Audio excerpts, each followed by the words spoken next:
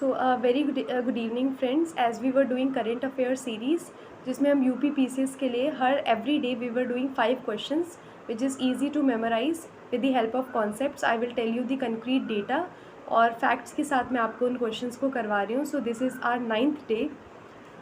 So this is an initiative by Ed Mehta.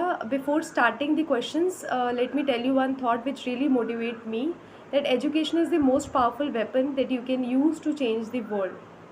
So what is the meaning? The meaning is शिक्षा हमारे पास एक ऐसा हथियार है जिसकी मदद से हम पूरे विश्व को चेंज करने की जो है वो शक्ति रखते हैं. हमसे कोई प्रॉपर्टी छीन सकता है, हमसे कोई ज़मीन ले सकता है हमारी, बट कहीं ना कहीं जो एजुकेशन है वो एक बार इनबिल्ट हमारे अंदर हो जाती है तो उससे किसी भी चीज़ को हासिल करना बहुत ईजी है. और आज के समाज में जो अभी भी कहीं ना कहीं एक इट्स नियर अबाउट अ पितृसत्तात्मक समाज जो मेल डोमिनेटेड सोसाइटी है, उसमें अगर वुमेंस यूज़ करते हैं इस एजुकेशन का तो शायद हमारे एक रिपोर्ट में भी बोला गया हुआ है कि हमारी जीडीपी जो है वो 10% इंक्रीज़ हो सकते हैं अगर वुमेंस भी, अगर सारी की सारी वुमेंस के एजुकेशन में सरकार जो है वो काफ़ी इंपॉर्टेंट भूमिका अगर निभाए और एजुकेशन सिस्टम को in front of women increase करे तो काफ़ी ज़्यादा इंपॉर्टेंट ये हमारी सोसाइटी के लिए हो जाता है और कहीं ना कहीं हमारी इकोनॉमी इससे बहुत अच्छी हो जाएगी. So now let's start the series. Our first question is, विश्व के सबसे बड़े रामायण मंदिर का निर्माण किस राज्य ने शुरू किया है? योर ऑप्शंस है उत्तर प्रदेश, बिहार, उत्तराखंड या पश्चिम बंगाल. अब हो सकता है कि आप इसमें उत्तर प्रदेश करके आ जाए क्योंकि वहाँ राम मंदिर का निर्माण हुआ है, बट रामायण मंदिर का निर्माण जो विश्व के सबसे बड़े रामायण मंदिर का निर्माण जो शुरू हुआ है वो बिहार में हुआ है. Let's talk about the description. Bihar के पूर्वी चंपारण जिले में दुनिया का सबसे बड़े रामायण मंदिर का निर्माण शुरू किया गया है और इसकी लंबाई जो है वो 12वीं सदी के अंगकोर वाट मंदिर से की गई है और मंदिर की अनुमानित लागत जो है वो 500 करोड़ रुपए है. तो आपको ये भी पता होना चाहिए कि एक लागत जो है वो कितनी आ रही है, दैट इज़ 500 करोड़ रुपीज़. और इसकी लंबाई के लिए कौन से मंदिर के साथ इसकी कंपैरिजन किया हुआ है? अंगकोर वाट मंदिर. और ये विश्व का पहला ऐसा सबसे बड़ा मंदिर जो बिहार के चंपारण में रामायण मंदिर बनाया जा रहा है. तो ये कुछ फैक्ट्स आपको अबाउट दिस क्वेश्चन याद रखना है. हमारा नेक्स्ट क्वेश्चन है, किस उच्च न्यायालय ने फैसला किया कि मंदिर के पुजारियों की नियुक्ति में जाति का कोई भूमिका नहीं होगी? तो ये बहुत अच्छा एक जजमेंट है और ये कौन से उच्च न्यायालय का है? तो आपके ऑप्शंस है मद्रास उच्च न्यायालय, दिल्ली उच्च न्यायालय, इलाहाबाद उच्च न्यायालय या कलकत्ता उच्च न्यायालय. तो यहाँ पे आपका आंसर आ जाएगा मद्रास उच्च न्यायालय. और ये अच्छा जजमेंट इसलिए है क्योंकि कहीं ना कहीं ये कास्ट सिस्टम और ये जो जाति व्यवस्था है उस पर एक प्रहार है कि ज़रूरी नहीं है कि किसी मंदिर के पुजारी या मंदिर में ईश्वर की सेवा करने के लिए एक पर्टिकुलर जाति के इंसान को ही अपॉइंट किया जाना चाहिए. Let's talk about the question in detail. Madras उच्च न्यायालय ने फैसला सुनाया है. न्यायालय ने कहा कि आगम द्वारा शासित मंदिरों में ट्रस्टियों योग्य व्यक्तियों को केवल यह सुनिश्चित करना होगा कि वो एक जो अनुष्ठान है वो परंपरागत ढंग से प्रशिक्षित रूप में करवा सके.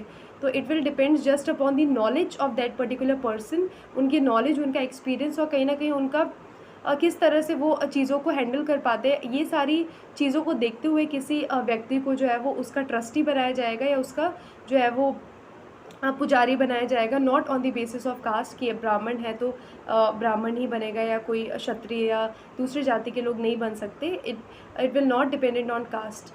सो ये भी एक इम्पॉर्टेंट क्वेश्चन बन जाता है. जजमेंट से जनरली क्वेश्चंस पूछे जाते हैं. अगला क्वेश्चन है, भारत ने किस देश के साथ सेमीकंडक्टर विकास के संबंध में समझौता ज्ञापन का हस्ताक्षर किया? अब ये सेमीकंडक्टर से रिलेटेड जैसे ही क्वेश्चन आता है आपके दिमाग में तुरंत जापान आ जाना चाहिए. जापान, चीन, France, Israel is your option and the right answer is Japan, क्योंकि जापान में सेमीकंडक्टर हब बोला जाता है उसको और इंडिया का सेमीकंडक्टर हब बेंगलोर को बोला जाता है. और जापान की बहुत सारी कंपनियों का कोलैबोरेशन जो है वो बेंगलोर की कंपनीज़ के साथ है. और हम चाहे देखें तो अब क्वांटम टेक्नोलॉजी का जो है वो और आर्टिफिशियल इंटेलिजेंस का जैसे जैसे बढ़ोतरी हो रही है वैसे वैसे कहीं ना कहीं ये सेमीकंडक्टर टेक्नोलॉजी भी बहुत इन्हांस होगी और इससे हमारी इकोनॉमी में काफ़ी प्रॉफिट होगा. क्योंकि चाहे मोबाइल फ़ोन्स देख लें, कोई भी इलेक्ट्रॉनिक डिवाइस देख लें, semiconductor will plays a very important role. And if I talk about what are semiconductors, तो हम पढ़ते हैं छोटी क्लासेस में कि हमारे 3 तरह के धातु होते हैं, मेटल, नॉन मेटल और तीसरा होता है सेमीकंडक्टर या conductor, insulator and semiconductor. Conductor वो होता है जिससे कंप्लीट इलेक्ट्रिसिटी पास हो सकती है. insulator वो होता है which is not a good conductor of electricity, but if we talk about semiconductors, so I can say that the conductivity lies in between that of conductor and insulator. इनकी conductivity जो है वो insulator और conductor की in between होती है. ये चाहे तो हम इसको insulator भी बना सकते हैं, जिसको हम कहते हैं कि semiconductor cooling, I think the name of the process. तो ये थोड़ा सा जानकारी आपको सेमीकंडक्टर रिलेटेड भी होनी चाहिए. इसके अगर मैं थोड़ा सा डिटेल में आपको बताऊं तो ये जापान के साथ ये समझौता ज्ञापन किया गया है. इसमें जो मुख्य 5 प्रमुख क्षेत्र केंद्रित है वो कौन कौन से हैं? तो सेमीकंडक्टर डिज़ाइन है, विनिर्माण है, उपकरण है, अनुसंधान है, प्रतिभा विकास है, आपूर्ति श्रृंखला की लचीलापन को बढ़ाना है. तो ये सारी चीज़ें जो है विनिर्माण से संबंधित, उपकरण से संबंधित, डिज़ाइन से संबंधित, ये सारी चीज़ों को मुख्य बिंदु में लेकर इसका ज्ञापन किया गया है. इससे रिलेटेड समझौते को हस्ताक्षर किया गया है. अगला प्रश्न है, मेरी माटी मेरा देश अभियान का उद्देश्य किस शहर में एक उद्यान बनाना है? This is an important question. आपके ऑप्शन है नई दिल्ली, मुंबई, गांधीनगर या लद्दाख. तो इसका आंसर है नई दिल्ली. नई दिल्ली में उद्यान बनाने के लिए ये जो है वो अभियान शुरू किया गया, जिसमें अलग अलग राज्यों से मिट्टी भी लेकर आया गया था. और अगर इसकी डिटेलिंग बता दूँ, आज़ादी के अमृत महोत्सव के तहत केंद्र सरकार ने मेरी माटी मेरा देश अभियान शुरू किया, जिसका उद्देश्य दिल्ली में कर्तव्य पथ के किनारे एक उद्यान बनाना है. तो कहाँ पे बनाना है? कर्तव्य पथ के किनारे. और यहाँ पे अलग अलग देशों से माटी लेकर आके और इसका जो है वो शुरुआत की गई है. इस उद्यान को बनाया गया है ताकि एक तरह से इंक्लूसिव सारी सिटीज़ और सारे राज्यों को ये रिप्रेजेंट कर सके. अगला प्रश्न है, भारत मोंगला बंदरगाह. This is also an important question. Bharat Mongla बंदरगाह का संचालन करने तथा एक नया टर्मिनल बनाने का लक्ष्य लेकर चल रहा, जिसका उद्देश्य क्षेत्र में चीन की रणनीतिक उपस्थिति को संतुलित करना है. मोंगला बंदरगाह से रिलेटेड क्वेश्चन है. उपयुक्त मोंगला बंदरगाह किस देश में, निम्नलिखित किस देश में स्थित है? Your options are Bangladesh, Sri Lanka, Mauritius या सेशेल्स. तो your answer is Bangladesh. If I talk about the detailing, तो मोंगला बंदरगाह बांग्लादेश के बागेरहाट ज़िले में स्थित है. तो यह भी आपको पता होना चाहिए कौन से ज़िले में है. यह बंगाल की खाड़ी के तट से 62 किलोमीटर उत्तर में स्थित है. अगला है, यह प्रसूर नदी और मोंगला नदी के संगम पर स्थित है. This is also an important point. बंदरगाह सुंदरवन मैंग्रोव वन से घिरा हुआ और संरक्षित है. तो ये जो बंदरगाह है वो सुंदरवन मैंग्रोव वन से घिरा हुआ. कौन से वन? Mangrove forest.